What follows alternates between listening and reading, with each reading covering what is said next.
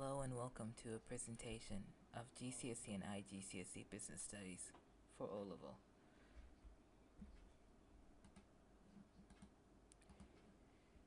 Today the chapter we're going to cover is called Business Activities. It's the first basic chapter of O-Level Business, and we start off with the question, what is a business? A business is an organization that provides goods and services to satisfy consumer wants.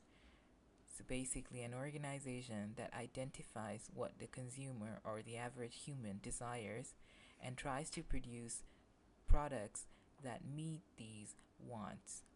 So in doing so, a business has to make use of resources that are limited to satisfy the consumer wants, which are unlimited. Because think about it, if a consumer gets a small LCD TV today, he would want a larger size coming out tomorrow, or any other basic product. If you think about it, like a car, we all want to upgrade our lifestyle. So our wants are unlimited, but we know that the resources around us are limited. This poses a problem which is called the basic economic problem, that is scarcity, where our wants are unlimited but the resources are limited. Then we move on to identify what a need is for a consumer and a want. A need is an essential item, an item that is essential for survival. So that includes basic needs that are like shelter, food, and things that we cannot do without. In contrast to that, we have wants, which are consumer desires for goods and services that we do not need to survive. It's not essential. So think about a food. If we do not eat, humans go through malnutrition and it's hard to survive. But the same thing would not be said of a car or a luxury car for that.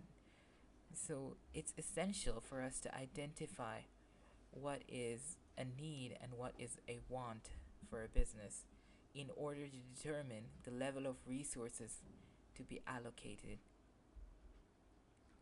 Now going to the next point about resources, we've got 4 factors of production.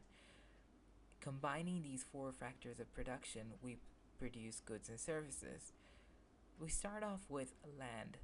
Land are the natural resources that exist in Mother Nature.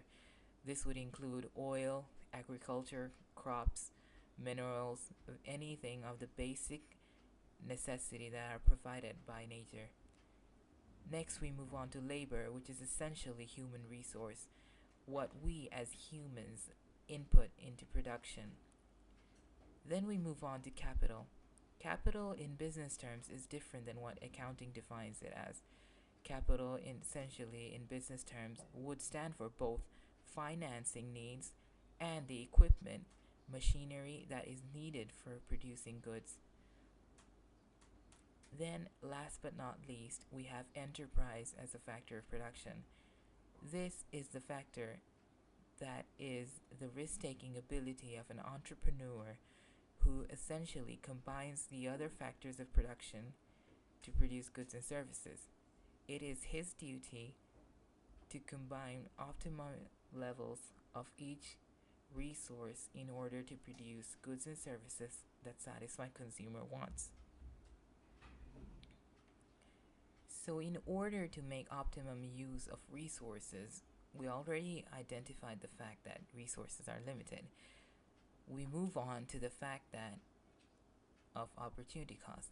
Think about you going to the local market store and you have around 10 pounds in your pocket, and you stand in the aisle and you look across and you see on one hand there is a music CD that came out which you really want to listen to, a record, and on the other hand you have a Pokemon doll which you want to get as a, say you want to get it for your decoration at home or because you're a big fan.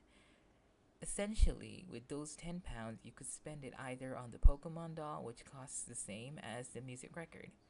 Now, the item that you choose not to buy. In our case, if imagine if we bought the Pokemon doll, that means we are sacrificing the music record in order to satisfy our need for buying for Pokemon.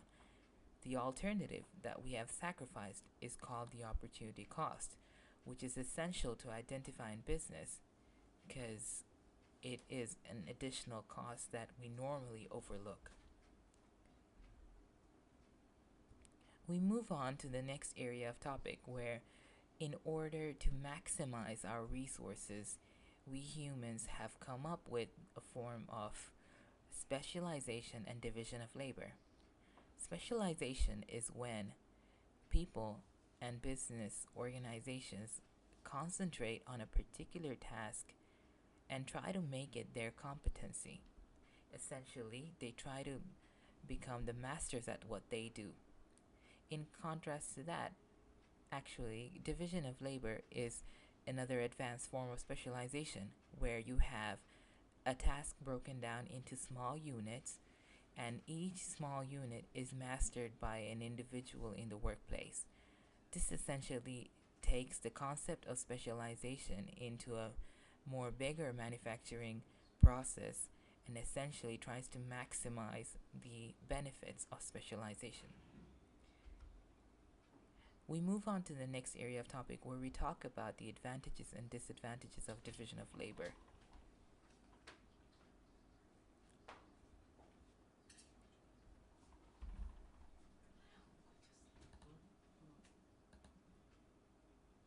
Workers are trained in a particular task, which leads to increasing efficiency. Think about a task that you do repetitively on a daily basis.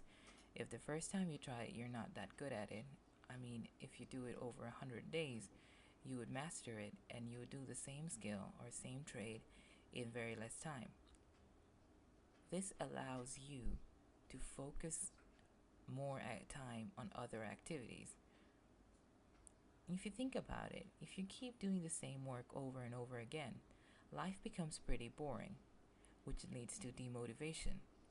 Also, think about a person that is skilled in a particular activity.